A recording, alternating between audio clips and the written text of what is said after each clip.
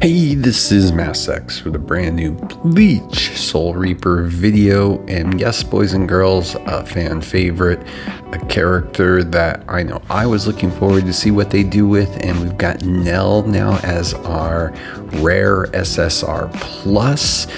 It is also our first true scaling character. It's a very interesting kit with this character, so I want to talk about it. Before we go ahead though, please like and subscribe. It helps a lot with the YouTube algorithms.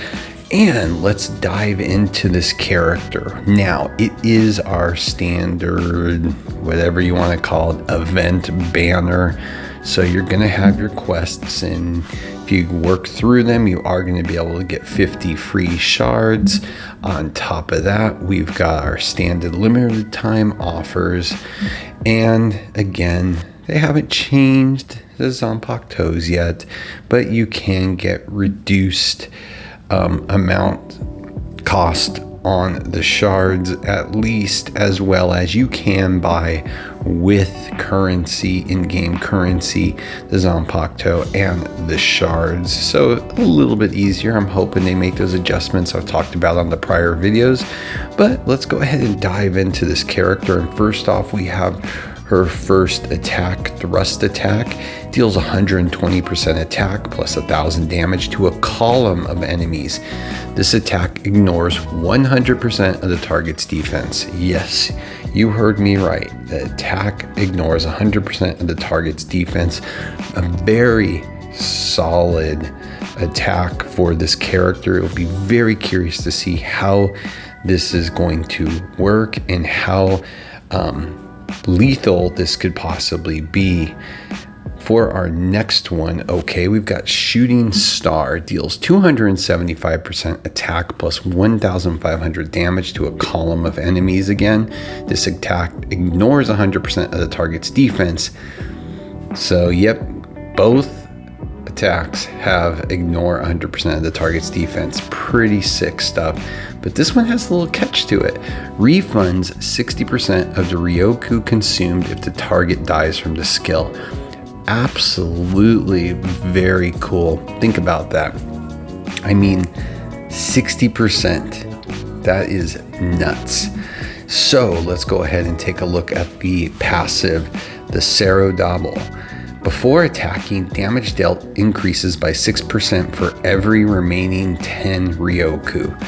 Yeah, everything is scaling on this character. Pretty cool. And then we get into the Ascension, okay? And this gets even more interesting. At number 3, so 1 and 2, of course, drops your Ryoku cost. But at 3, if you kill an enemy, you get to attack first in the next turn and gain 50% attack power. That's nuts, okay? Absolutely nuts. So it doesn't make a difference on what your opponent's team speed is or anything. You get to attack first, period. I think that is really cool. And at 4, recovers 20 Ryoku at the start of every turn. Additionally, increases crit rate of allies in the same row by 30%, lasts for 1 turn. Pretty cool stuff there. 3 is really the one that's pretty crazy. But again, if this character hits as hard as it should by ignoring all defense, she could be brutal. I mean, absolutely brutal on the field.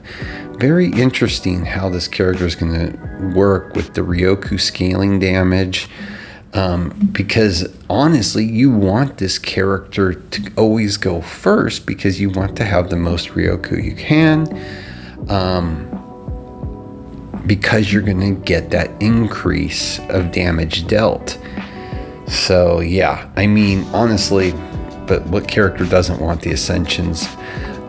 This character was going to thrive on it, using less Ryoku if you have 1 and 2 done, and 3 with the kill. And if you happen to have it at 4, you get to recover 20 at the start of every turn. So you basically are guaranteeing this character extra damage dealt. It's a really nice kit.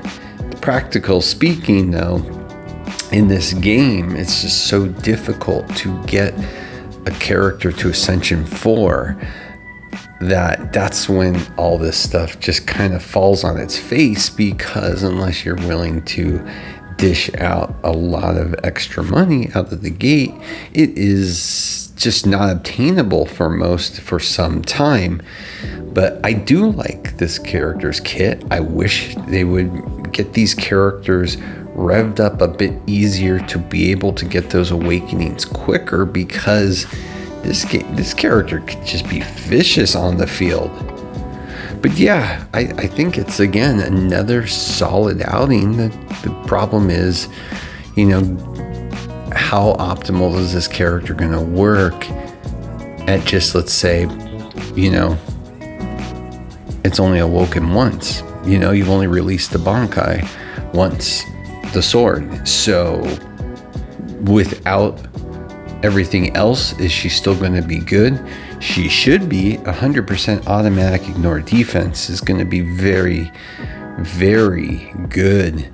And she should be able to be quite the sniper on the field. And given that it's a column attack, there's a good chance you could kill two, possibly, Mary, on how well you have this character built. So let me know your thoughts on it. I really like the kit on this character. But again, just falling back into the same thing. Don't want to sound redundant, but until they make getting characters awoken multiple times, it's just going to be too difficult early on to really go all in on one of these characters. So then you gotta weigh, is this character going to be worth it without those extra awakenings? And for this one, because you have the automatic 100% defense ignore, I think this character would still be good. You're just not going to have the benefit of a lot of that damage increase most of the time. But let me know your thoughts on this one. Interesting character. Glad to see that we have Neliel out and finally in game. So yeah, with that, as always, please like and subscribe. It helps a lot. Have a great day.